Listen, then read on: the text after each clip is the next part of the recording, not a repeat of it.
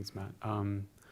Okay, guys, we're going to do the Q&A now, so I'd just like to invite Mania up to talk to you and begin with some questions. The way that questions work here on our platform is those of you who are dialing in live can see the instructions there, and those of you who are in the audience presently, you just go to slido.com on your phone, and with that, on that website, type in the code 128886, and you type it in, and then they'll come to me on the iPad, and then I can present those to the director. But just like to begin by inviting Mania to join, and if you'd like to address the audience, and we can start the discussion.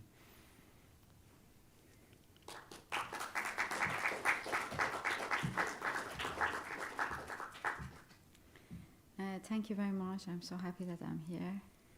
And honestly, I told you that it's really important journey from London to here for me after 1 year, 2 year, around 2 year lockdown and not going to any film festivals.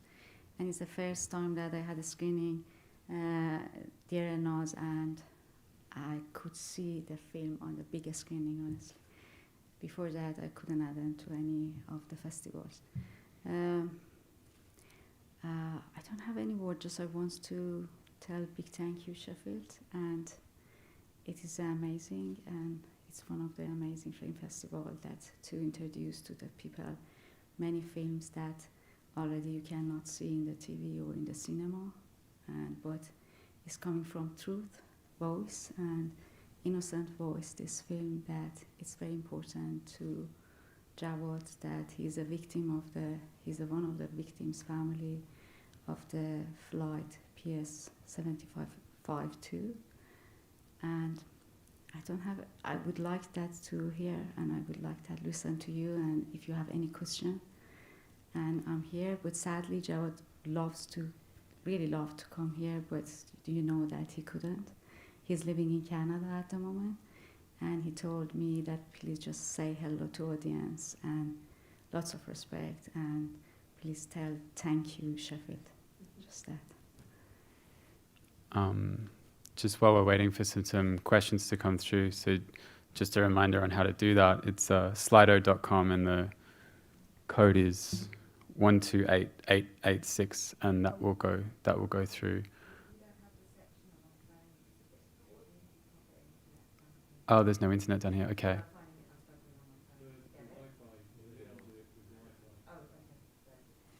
Well, I'll see what comes here from the virtual audience, and in the meantime, I'll repeat a question if I can hear it from you, so I can hear you perfectly fine. Did you want to ask one?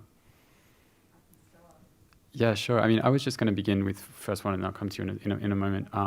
So, Mania, the film, when we were talking before, and when I first saw it, I felt that, it's obviously a film about tragedy and about sorrow, but it's the feeling that you capture is sort of like the inverse of the love and the happiness that he felt. When you were doing that portrait, like how aware of that sort of portrait of feeling from the beginning, and when you sort of started the film, did you have in mind for what you then continued to follow with his grief?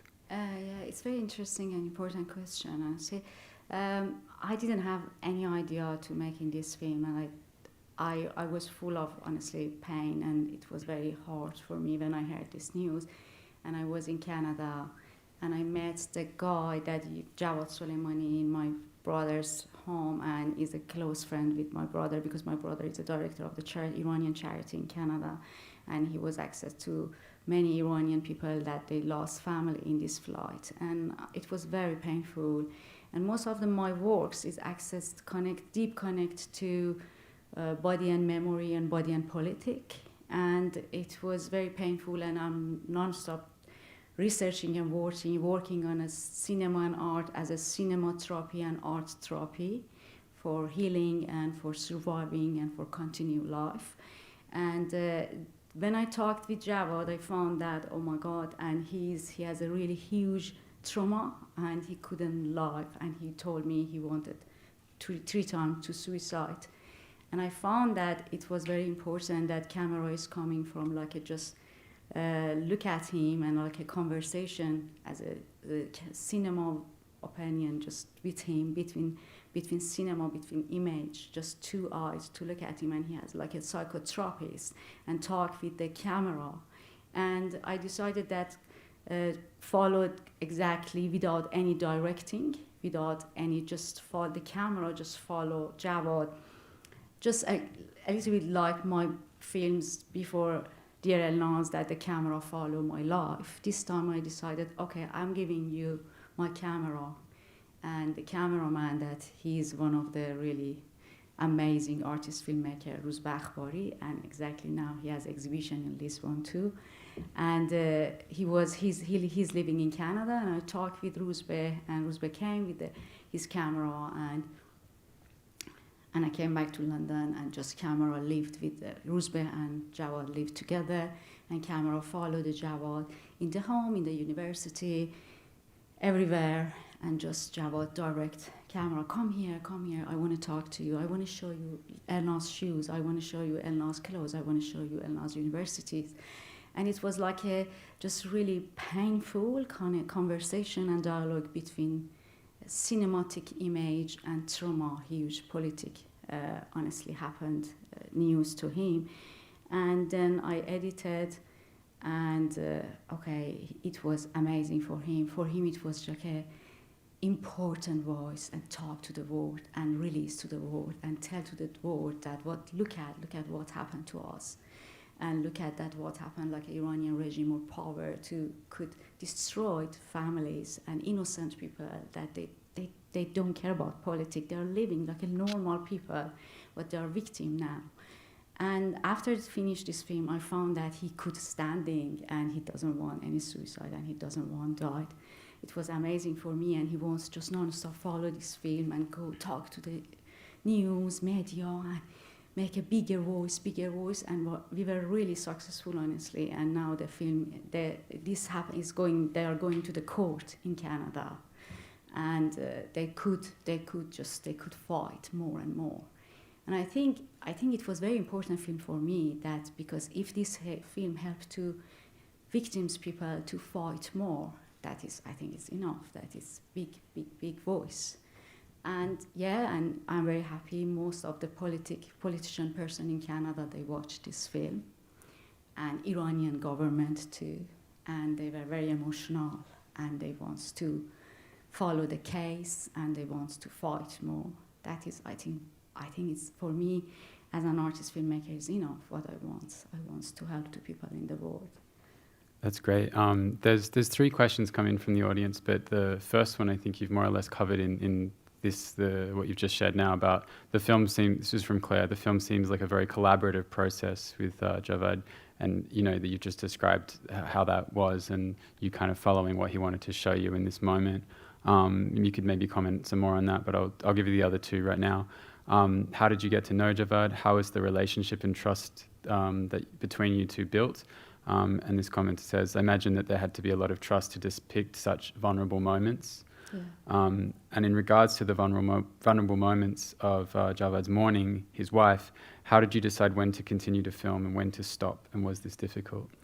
Thank you for questions. Honestly, maybe I'm a little bit serious about this subject. I don't like to direct victim people.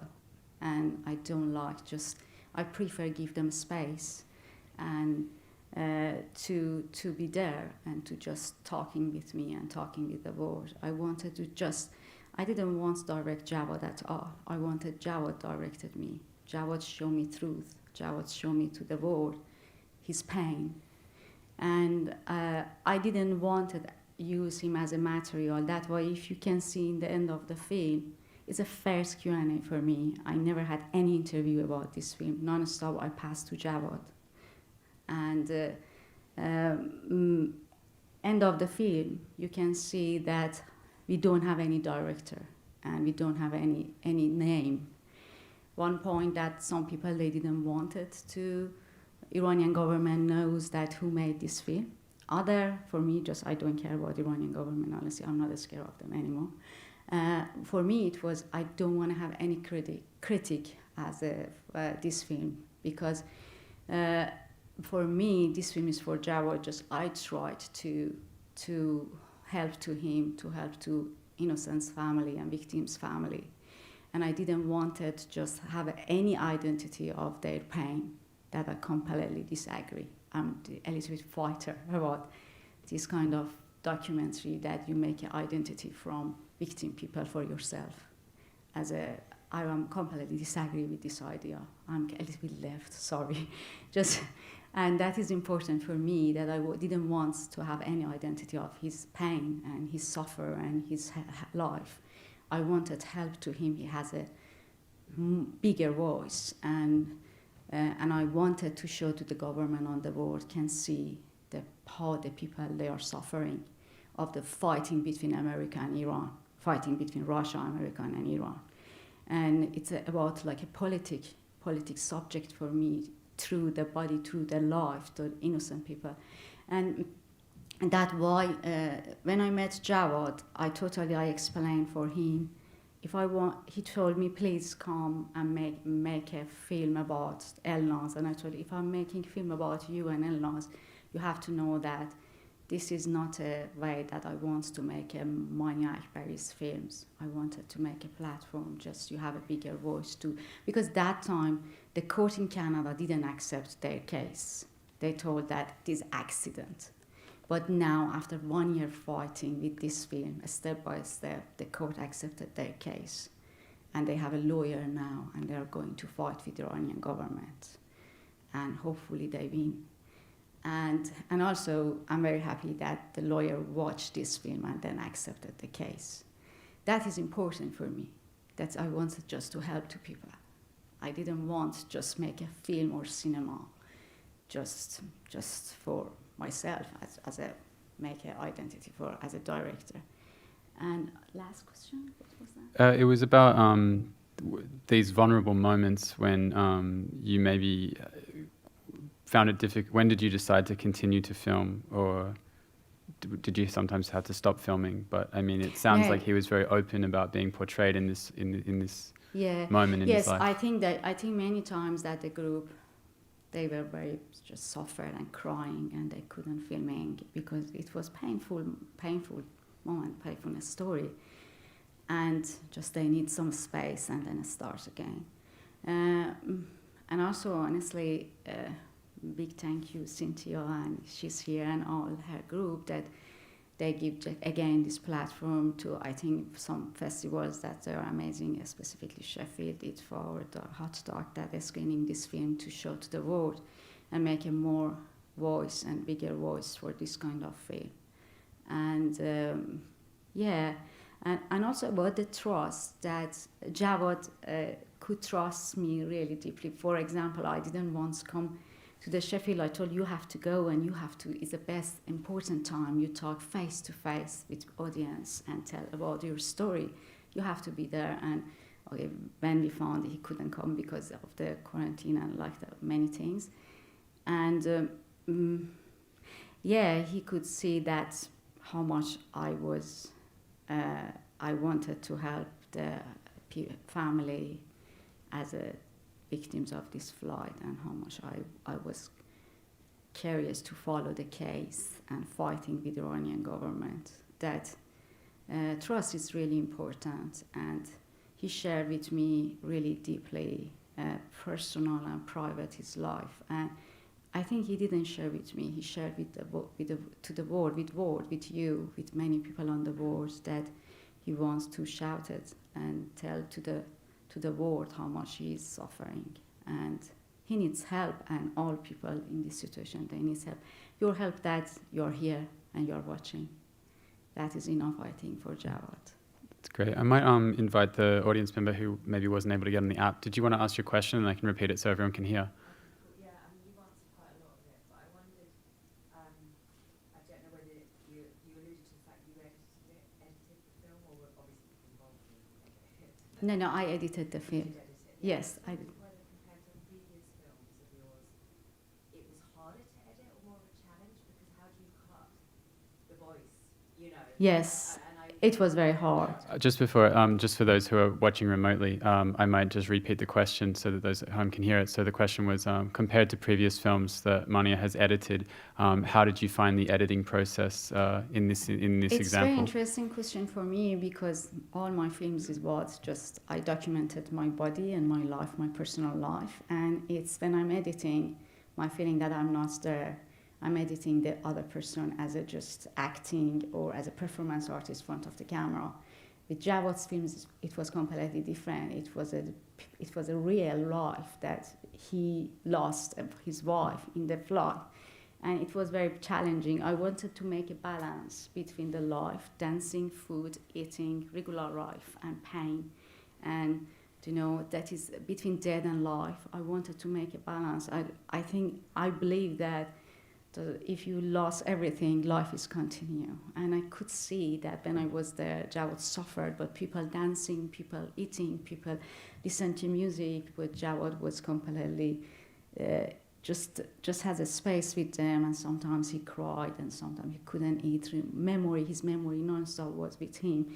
How people are suffering of their memory, but life is continue so fast. But you are stuck in your trauma and memory, and you couldn't walk with life. You couldn't touch the life. And I could see, and I tried to the editing just completely make a balance and breathe between life and death because it was very painful. It was just focus on the pain, and I think I couldn't handle it. I wanted just walking between life and death and just make some space for myself and also for audience. I was first audience, you know, when you are editing, you are a first audience of your film. But that's why some people they told why is dancing, and it was real completely. The friends tried help to Jawad making party, but never they couldn't help to this kind of people with the party and fooding and life.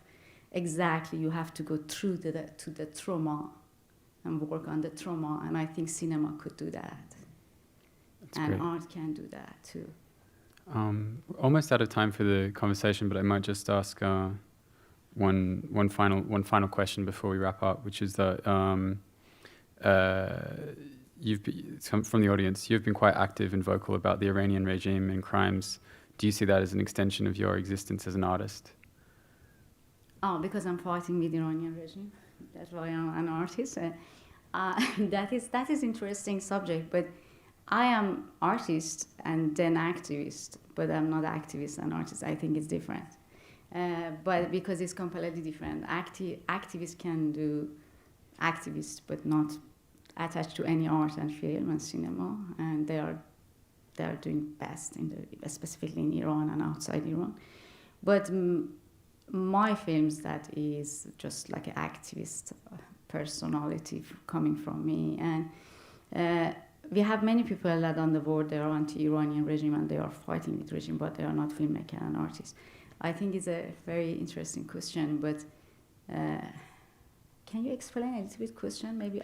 It was just about the relationship between you're active and being vocal about the Iranian regime and the extent to which that's an extension of your existence as an artist. Oh, okay. I can remember that. It's very important and interesting that one point, because I am woman, and specifically when you are coming from Iranian, just Islamic country, that it's really hard to be working, making creativity, and to be fighting and talking about the specifically body, female body, that is taboo, and gender, that is taboo. And I think second, because I am fighter, just different way, and I'm not accepted anything that is anti-human, and also, yeah, I think world at the moment needs more activists, more than artists. Honestly, in my opinion, we need more activists. We have enough artists and filmmakers on the world. We need more activists on the world. On that note, we're delighted to present the film as part of our Rebellion strand, which is to seek and to present work that's completely in this vein. I'd like to remind everybody that the film you've seen today and the others throughout the festival you can vote for as part of the audience award at shefdocfest.com/vote, and the code is DF21. please do that, and we'd love to hear which films have resonated with you the most in your time here in the festival. And on that note, please, I just want to say thank you so much for joining us here in the cinema, and thank you to those who are watching remotely. And please join with me in saying a very warm round of applause for Mania Akbari for this presentation today. Thank you very much. Thank you.